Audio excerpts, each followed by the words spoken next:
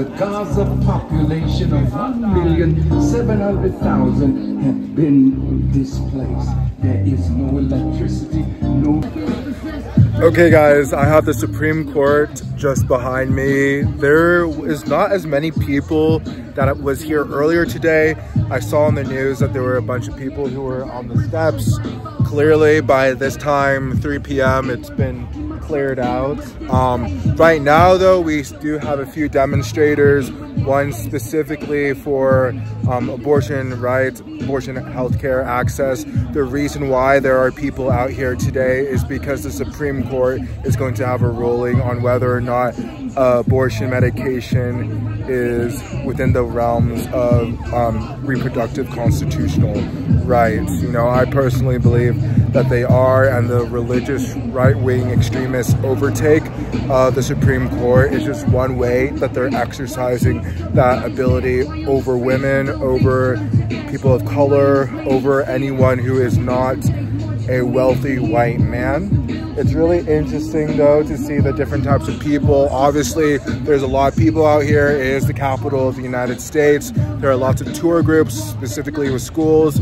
I've seen some people come up here and just take group photos, but what is really interesting is the politeness but kind of Cold War attitude towards specifically the Free Palestine people and a group of Hasidic Jews that are out here. I'm not quite sure why or what they're trying to do, if they're just trying to be here peaceful and, you know, go against either the Free Palestine movement or even access to abortion care, health care.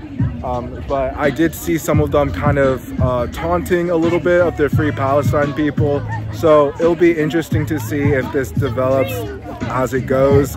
I have fairly little confidence that we are going to see a Supreme Court judgment that is in favor of abortion access, healthcare. So I'm going to stay out here for a little bit, see if I can't get some more footage, shots of people, but I guess fortunately it's pretty calm today. We see a group of students leaving right here right now, but yeah, I'm gonna just stick around. There's a lot of news agencies who have set up shop here. I'm assuming that they're getting ready to announce when the Supreme Court does have their final verdict. So I may not be able to be here for when that happens, but I will add in a clip at the end of the video just to let you guys know what ended up being decided upon today.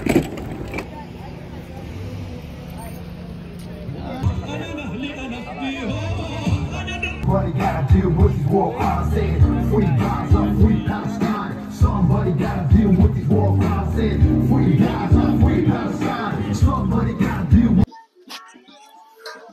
Okay guys, so I'm gonna move away from all the ruckus because I was trying to go and interview some people, but the music is just way too loud for that to be effective, and I didn't want to take away from the protesters that were there. So we are moving over towards where the media is.